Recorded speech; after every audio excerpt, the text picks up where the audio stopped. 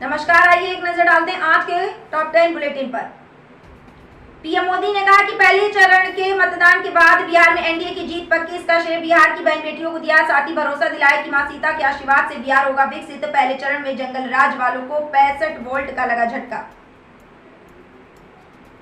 योगी आदित्यनाथ की बिहार विधानसभा चुनाव में ताबड़तोड़ रैली जारी। साथ ही अपील करते हुए कहा कि भगवान रामकृष्ण के बाद अब ये लोग छठ माई का भी विरोध कर रहे हैं। जो राम का विरोध और आस्था का अपमान करते हुए उन्हें कतई वोट नहीं देना।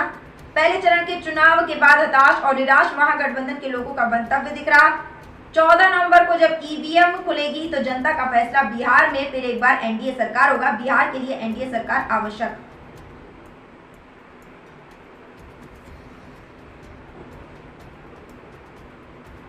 सिद्धरमैया ने कहा कि हम भाजपा को झूठ बोलने में माहिर मानते हैं। वो सिर्फ झूठ बोलने में माहिर ही नहीं बल्कि झूठ उनका आराध्य। वो वोट चोरी में भी माहिर। वोट चोरी उनका पेशा बन गया। केंद्र की सत्ता में बैठी पार्टी इसी तरह के हथकंडे अपनाकर केंद्र और कई राज्यों की सत्ता में आई। राज्य में वोट चोरी के खिलाफ 1.12 करोड़ से ज्यादा हस्ताक्षर इकट्ठे हुए।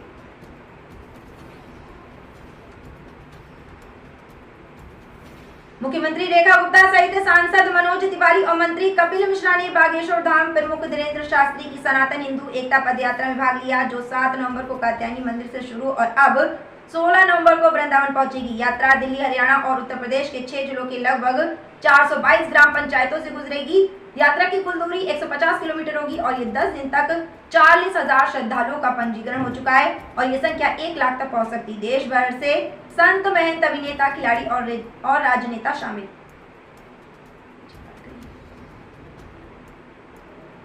कांग्रेस ने प्रधानमंत्री नरेंद्र मोदी पर निशाना साधते हुए जयराम रमेश ने सोशल मीडिया प्लेटफॉर्म एक्स पर एक पोस्ट में लिखा कि अब जबकि राष्ट्रपति ट्रंप ने घोषणा कर दी कि वे 22 और 23 नवंबर को दक्षिण अफ्रीका में होने वाले G20 शिखर सम्मेलन में शामिल नहीं होंगे, तो ये तय है कि स्वयं शंभु विश्वगुरु अब खुद वहां जाएंगे, कभी न कभी, कहीं न कहीं। तमिलनाडु राजभवन ने यह साफ किया कि 31 अक्टूबर 2025 तक प्राप्त सभी विधेयकों में से 81% पर राज्यपाल ने सहमति दी और इनमें से 95 विधेयकों को 3 महीने के भीतर मंजूरी दे दी।